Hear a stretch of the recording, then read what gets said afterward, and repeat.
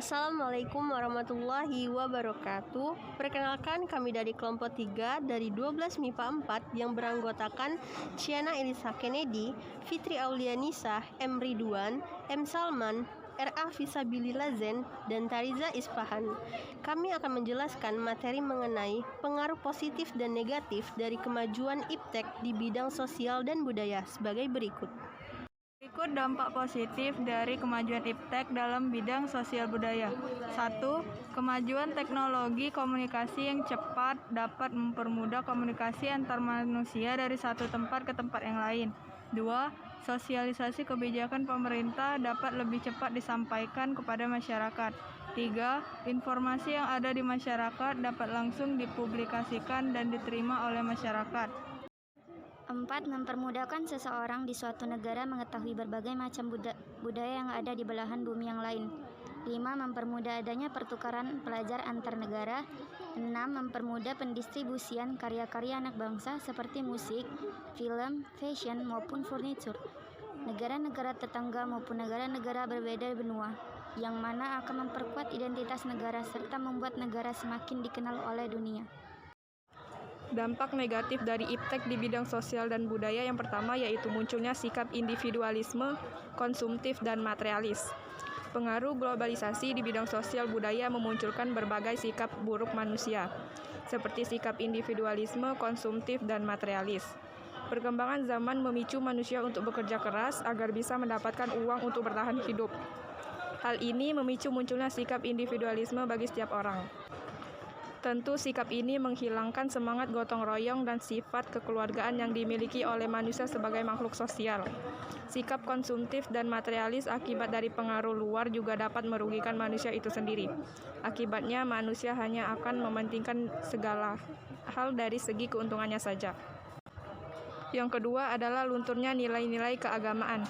Sikap individualisme, konsumtif, dan materialis yang terbentuk akibat dari dampak negatif globalisasi memungkinkan nilai-nilai keagamaan tidak lagi diutamakan. Sibuknya kegiatan manusia di zaman modern ini juga bisa menghambat mereka untuk beribadah. Manusia-manusia di dunia dituntut untuk berkompetisi agar bisa bertahan hidup di dunia. Bahkan konflik-konflik di dunia yang dilatar belakangi perebutan kekuasaan yang sering terjadi pembantaian manusia tidak berdosa yang mengesampingkan nilai keagamaan dan nilai kemanusiaan. 3. Pudarnya nilai-nilai budaya lokal. Hadirnya pengaruh budaya luar di sebuah negara dapat mempengaruhi pudarnya nilai-nilai budaya lokal di negara tersebut. Misalnya, tata krama dan sopan santun yang menjadi nilai budaya di Indonesia kini sudah dipinggirkan oleh pemuda-pemuda bangsa karena gencarnya pengaruh budaya barat yang merancuni perubahan bangsa. Selain itu, akibat dan globalisasi di bidang sosial budaya, baju-baju adat yang menjadi ciri khas suatu bangsa di Pulau Jawa sudah jarang digunakan karena dianggap kuno dan tidak menarik.